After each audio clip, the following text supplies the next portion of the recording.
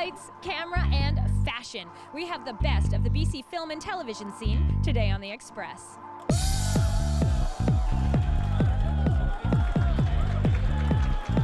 Hi, Leos!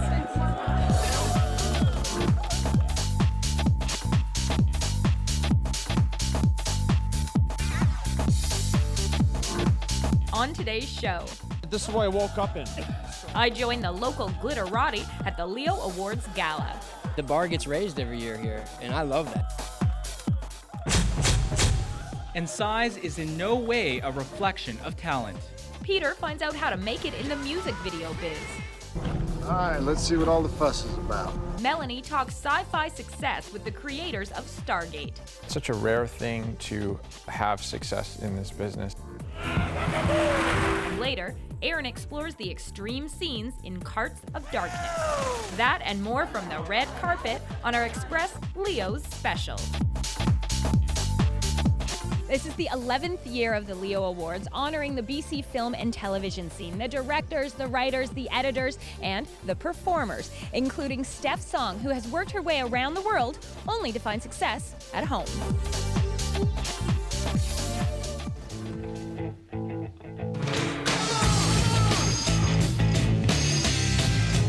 Steph Song may have been named Sexiest Woman in the World 2006 by Asian FHM magazine readers, but her choices and roles aren't typically sexy.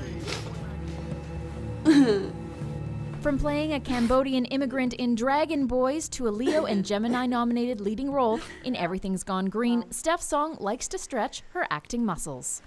Asian women like to find non-Asian boyfriends because it's a way to escape the grip of our mighty, steel-fisted Chinese fathers. I like doing across the board. I learned a whole new language for Dragon Boys. I spoke Khmer throughout the entire movie. So I just kind of go for the experience.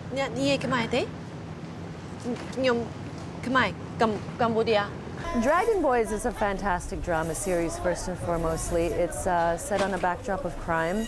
I don't know if it's particularly important as an immigrant story. I think it's a very good immigrant story. I think it's good as an immigrant story not just for Asians, but all immigrants. And it deals with the very human condition of loneliness and feeling isolated in some ways, for my character anyway.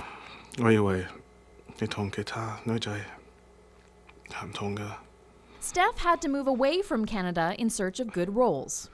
Did you go through my things? I was looking for smokes. Well, I'm out. Well, who's Sven?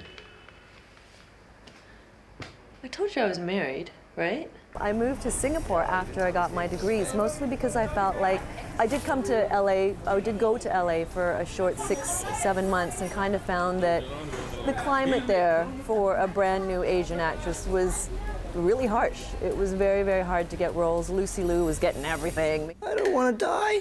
You won't. Not if you wave that gun around like you mean business. After success in Singapore, Steph wanted to come home, and it was a triumphant return, with Steph landing a very big leading role. I need a drink. Anything? No thanks. So tell me about your experience working with Douglas Copeland in Everything's Gone Green.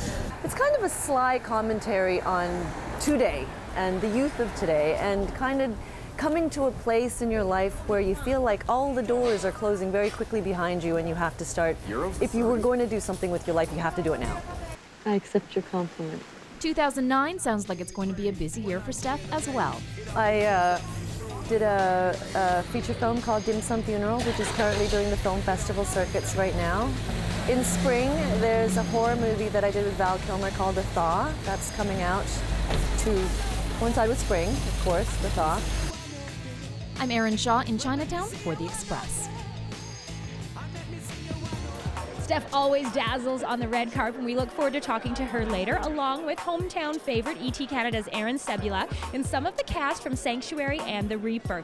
The Leos, it's all realms and roles in TV, film, and music. And up next, nominees in a first-time category.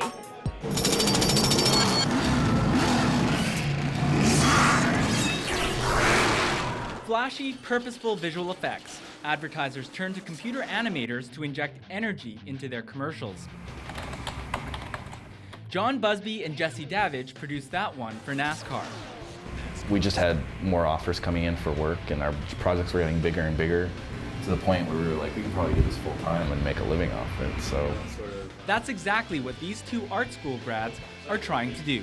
So yeah, we'll find a cool way of like bringing them on. They've partnered with friend and business grad Mark Demers to form Blatant Films, a broadcast design and animation company. We kind of get raised eyebrows and say, you know, there's a recession going on right now, don't you? And it's just like, yes, yes, yes, we know. But according to Mark, there are some pretty persuasive reasons why starting a company in a precarious economy isn't as crazy as it seems. Because a lot of the other larger studios have a lot of employees and a lot of overhead. And they're looking for jobs that are, you know, probably $250,000 or more. Whereas us, with our core team, we can make a very healthy profit margin on jobs of $20,000, $30,000, $50,000 we'd be ecstatic to get. My name is Scott Baio. I was on Happy Days, Joni Loves Chachi. Despite their size, the company has completed a number of high-profile projects. And their initial forays into the music video world have even earned them a prestigious Leo Award. We're really focused on producing the highest quality of work and not necessarily the largest volume of work.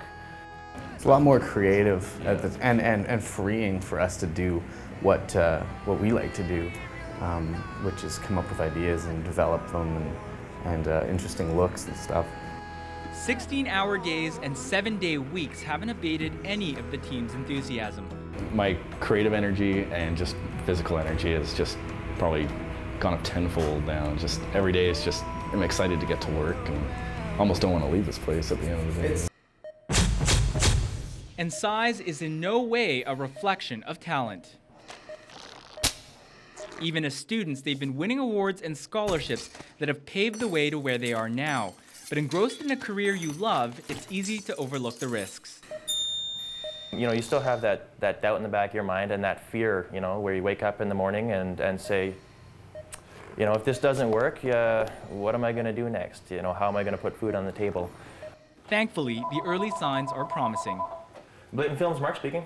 We've actually come in under budget on our startup costs, and we're actually ahead in our sales forecast for our first quarter. Hopefully foreshadowing brighter economic days ahead for everyone. In Vancouver, I'm Peter Kim for The Express. We've got more on the careers and creativity, the film and fashion, the gala and gossip from BC's biggest celebration of film and television. This is it, The Express at the Leos. Coming up, extreme filmmaker Murray Seipel takes us for a ride. Stargate supergiants look back at where it all began. The Alien movies were a little too scary when I was a kid. And E.T. Canada's Aaron Sebula rates the red carpet. Every year, the Leos in particular have stepped it up, and I loved what I saw on the red carpet tonight.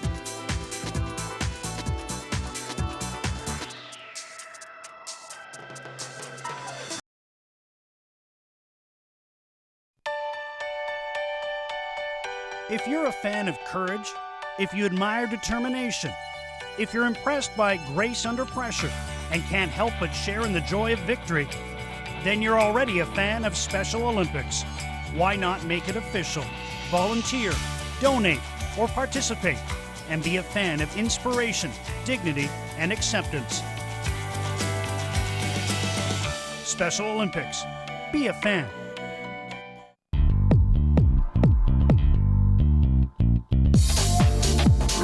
Welcome back to our Express Red Carpet Leos special. Over 700 eligible entries resulting in 70 winners, plus the award for Outstanding Achievement. Ever heard of a little thing called Stargate? Well, the two creators prove that what can seem like geeky sci-fi when you're a kid can turn into a worldwide franchise phenomenon. They're back early. Open the iris. Brad Wright and Robert Cooper grew up fascinated by science fiction. I loved, Star Wars when I was growing up, and the Alien movies were a little too scary when I was a kid, but I later came to appreciate them. Actually, I've been interested in sci-fi since I was 14, 15 years old. I started reading Highline and Arthur C. Clarke and really went through all the masters long before I started writing television. So it was no surprise they chose careers which incorporated their passion. I always wanted to be in film. My dad took me to see Jaws when I was 7 years old, and it scared the crap out of me. And I think that was the moment that kind of made me realize that films can have a large impact on people's psyche. Go low, boys and girls. Prometheus has our backs. I wanted to wield that power. They are the executive producers of the Stargate franchise and never thought it would reach such success. Shown in over 120 countries, it's the longest continuously running sci-fi series of all time.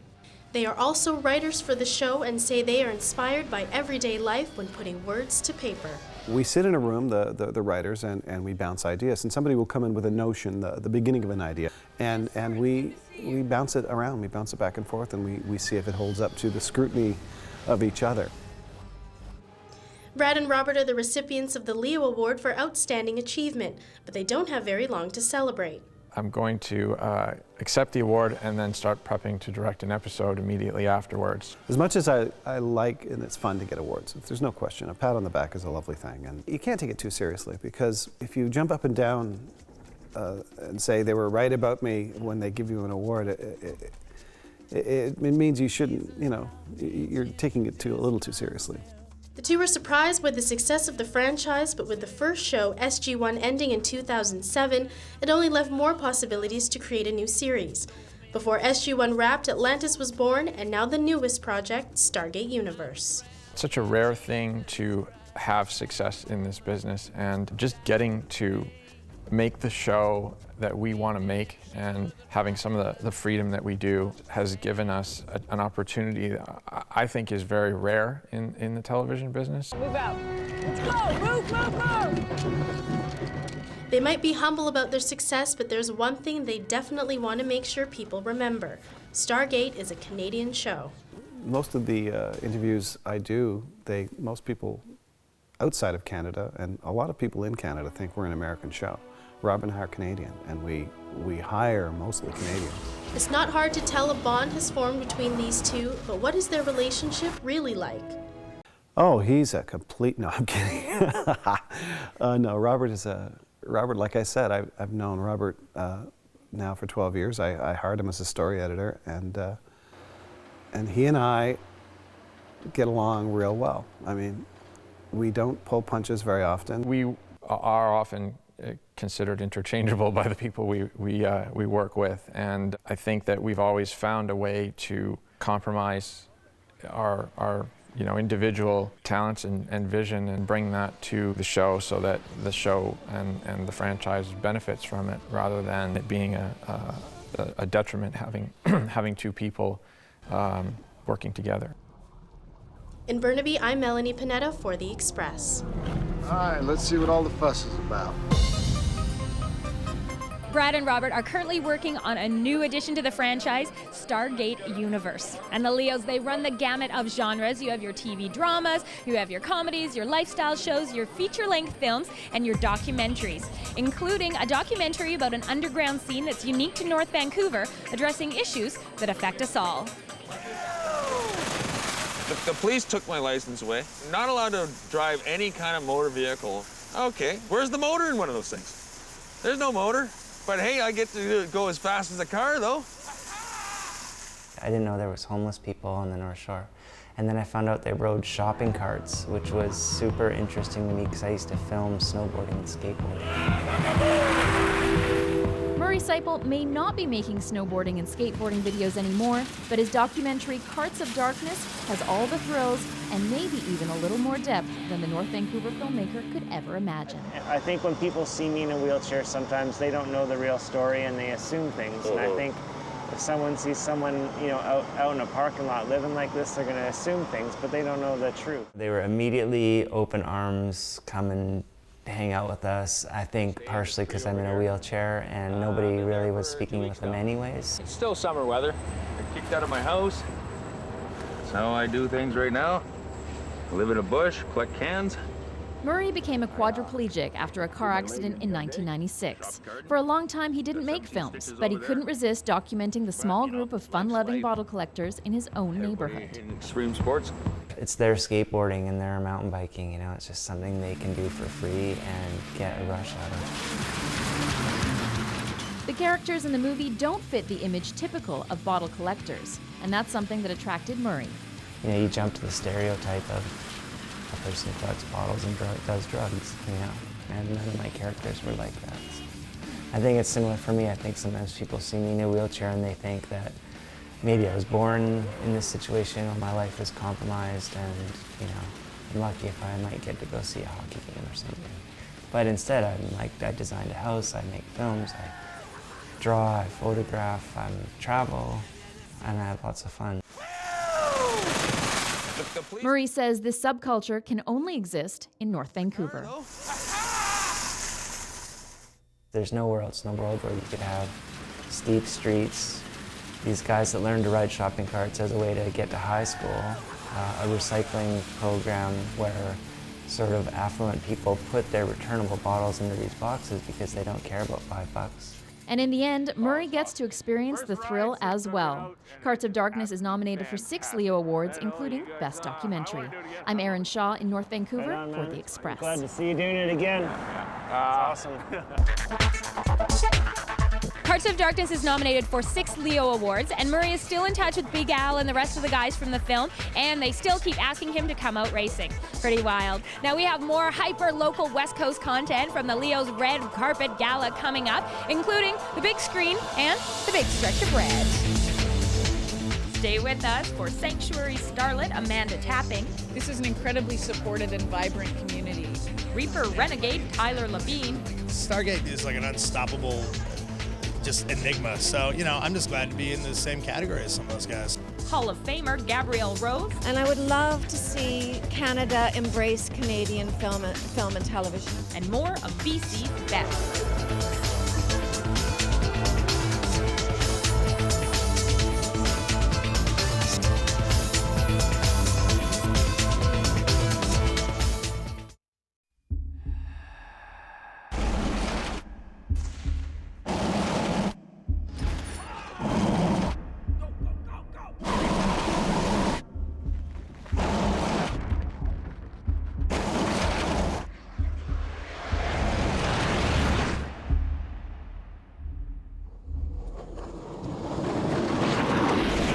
Shaw, proud sponsor of Canada's bobsleigh and skeleton teams.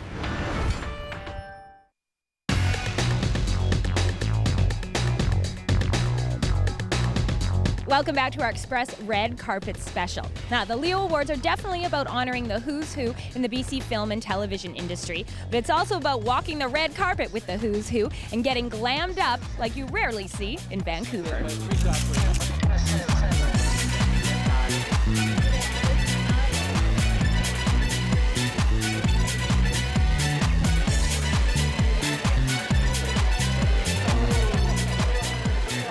Chop Shop, how you guys feeling? Stoked. I guess we're pretty happy about this. You know, red carpet. Not every day you can walk on a red carpet. It's nice.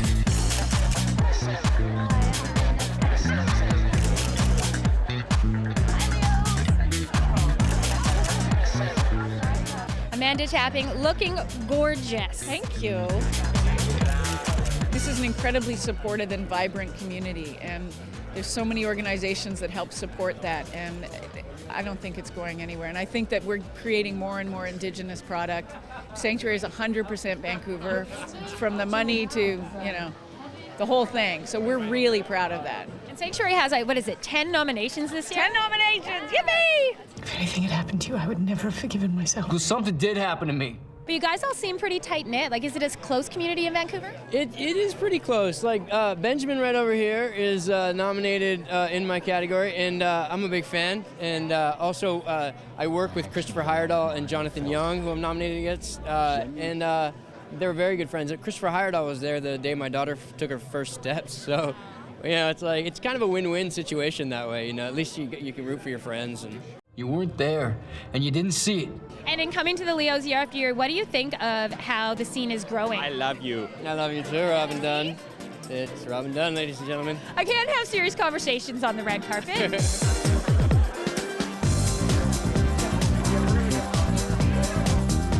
Someone just just asked me about the history, my history with the Leos, and having been at every Leo since the beginning. All 11? In the beginning, actually, they didn't even have trophies. They just said, good luck, and I'm still waiting for my first trophy, but... It's my party in my house. I just would love people to go and see the shows. They often think, oh, Canadian film is all so bleak. But it's not all so bleak. You just have to go out and see it. It can make you, this show, our film, can make you laugh. It can make you cry. You've taken a risk, my friend. I know, I'm in Walmart tonight. I'm wearing Walmart. So I like this. Oh, me too. And is the Leo's, is it a party time? Is it a fun time? Or is this a very serious, Hollywood-esque moment for you? You know what, I would totally love to say that I do this all the time, and I'm totally used to all this sort of stuff. But yeah, it's my first time here, and this is gonna be a party for sure. Reach in there. Really focus on the love that you want. Christine Kofsky, nominated for her role in When Life Was Good. How are you feeling about being at the Leo? Good, I feel great. There's so many pretty people everywhere in gowns. Shocking to me. And we're wearing the same designer. We are. Chloe Angus. I should let you tell us a little bit about your dress. Chloe made this for me. She's also doing all the trophy models, and Johanna, obviously, and she's an amazing designer. Oh, sorry. I didn't know you were on me already.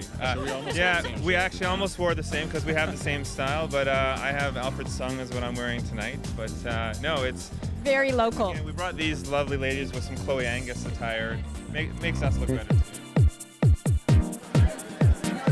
We said that you would dazzle on the red carpet. And tell us a little bit about your dress and this gorgeous, the necklace, the matching bracelet. I love it. The dress is a New York designer called Kay Unger, and this jewelry is by H. Stern. It's called the Feathers collection. Each one is hand dipped in gold, very pretty, and this is a Tony Cavelti ring. Reaper, it's up for 10 nominations. That's huge. Is it 10? I thought it was 12. I'm kidding. I didn't know that. I thought it was just like 4 or 5. That's great. We've been asking all the ladies on the red carpet who they're wearing, it's how fun it is to get dressed up. Do you have any comments on that? I love the tie. Well, I'm wearing a Paul Smith suit, right down to the shoes. Underneath the clothing, I am wearing a standard issue pair of Lululemon underwear. Yeah, I have on a nice watch, a no-name watch that my wife bought me, and a nice no-name wristband that I bought myself. A little extra style too with the ring. Yeah, I got that, and then there, of course, is the big ticket item right here, the wedding ring. Stunning on the red carpet. I know you were working tonight, but really I'd say you are working it. I try. Just because we're reporters doesn't mean we can't look hot too, right, Johanna? True. So tell us about the dress. The dress is Jason Matlow. It is actually the first time it's been worn on a red carpet. You work a lot of red carpets. How does Vancouver compare on the fashion scene? Well, if you asked me that question a couple years ago, I would have said, can I not answer that question? But every year, the Leos in particular have stepped it up. I think more and more people are stepping out, trying new designers, trying Canadian designers, and I loved what I saw on the red carpet tonight. From the red carpet to a red-hot topic. The short film, Tall on Drama, the very Vancouver Leo-nominated Valentines. What is it? Stand there with your legs together.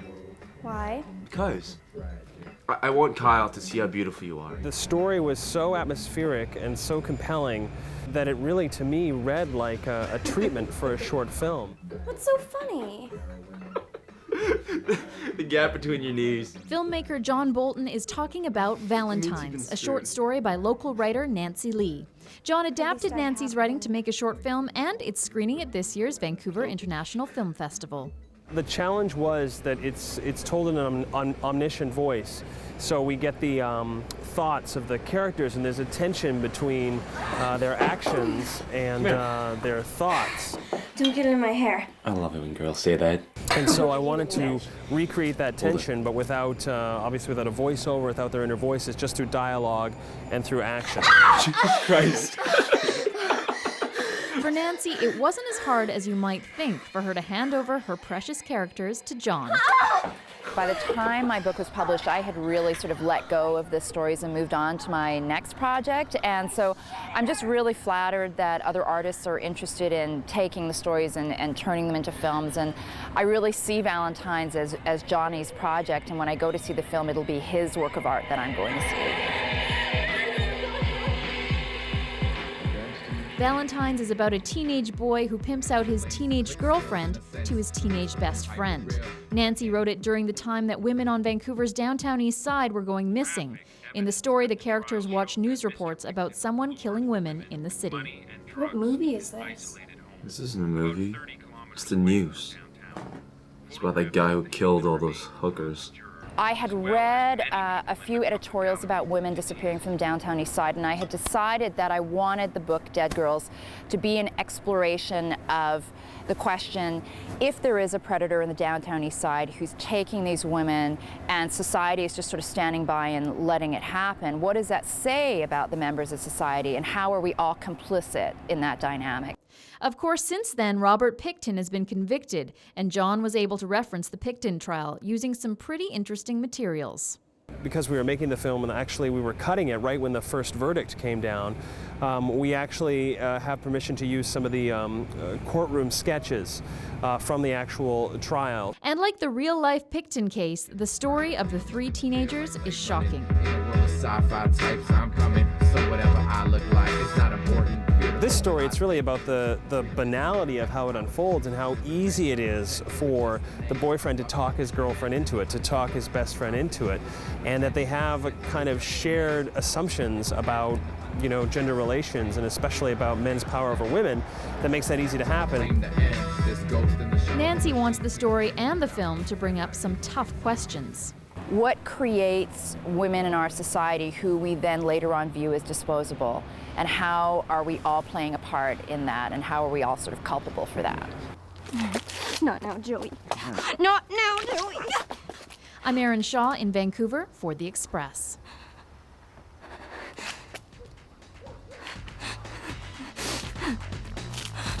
Valentine's is up for 2 Leo nods, and to find out how they did and for a complete list of the rest of the nominees and winners at the 11th Annual Leo Awards, you can check out leoawards.com. Now that's it for today's show. Thank you so much for joining us and honoring the best of the BC film and television scene. I'm Johanna Ward, and we will see you next time.